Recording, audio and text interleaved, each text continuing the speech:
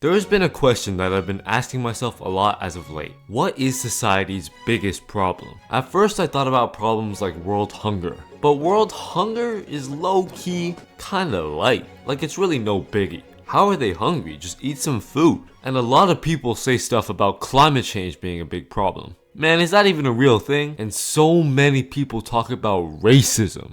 What's wrong with being racist? Most of the problems that people care about are honestly all low tier. These problems are obviously all problems only privileged people have to face. But let me tell you something.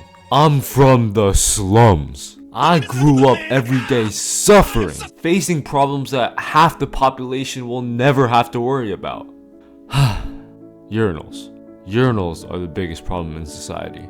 This is the biggest architectural flaw of all of human existence. I cannot understand how us as the human species have sent rovers to Mars, studied the fourth dimension, black holes, quantum physics, but still haven't figured out how to design a men's washroom. Walking into a men's washroom is like a chess game. Yo, one time I was in the washroom, and every other urinal was occupied and there were no dividers, meaning that all the empty urinals were useless. This other guy walks in, sees the unfortunate situation he's in, and he says out loud, "Aw man, checkmate," and walked out of the washroom. It is not right to have to play a chess game in the washroom. This one time I wanted to conduct a social experiment. I walked into this washroom with 6 urinals, and there already was a guy pissing in urinal number 2. There was a guy walking behind me that also wanted to piss. So I wanted to put this guy in a difficult spot.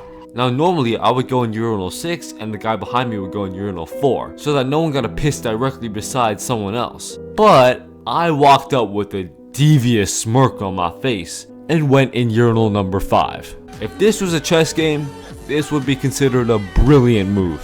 Because now, no matter where the other guy goes, he is forced to piss beside one of us. I wanted to see whether or not he would just stand there or risk his manhood and piss beside me. Lo and behold, he just stood there. Now that I think about it, that was a real dickhead move. I literally just wasted a good 30 seconds of this guy's time. So to the person I did that to, I want to formally apologize. For the inconvenience of me not giving up! Not for real, I'm sorry though. But this story simply highlights the main problem, which is the urinal configuration in washrooms. Walking into a washroom with a long line and seeing half the urinals unused gotta be one of the top 3 things that piss me off in this world. The other 2 being people who actively enjoy pickles and the people who play Overwatch. Like she's a 10, but she plays Overwatch and loves pickles. She probably not even a girl. But I wonder who constructs these washrooms. Do the people who be designing these washrooms never use a washroom themselves?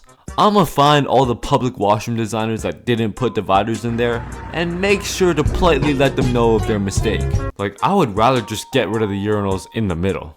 I would low-key rather just only have stalls. Get rid of the urinals, turn everything into a woman's washroom. Also, I swear stalls don't be working. Like if you're in the wrong area, the stalls are more vulnerable than the urinals. I'm telling you, high school stalls are the most vulnerable areas in the world. High school stalls are like the Brazilian gangs every day, but sometimes they're vulnerable just by accident. Like if you watch this video that I made, you would know that I'm a pretty tall guy. So this one time, I told my boy that I could look over the stall without jumping, and he wanted to try it out himself. He goes and looks over the stall, and there's a random guy taking a shit in there. And then the motherfucker in the stall swats at my boy. He was trying to throw some hands. And then it was so funny.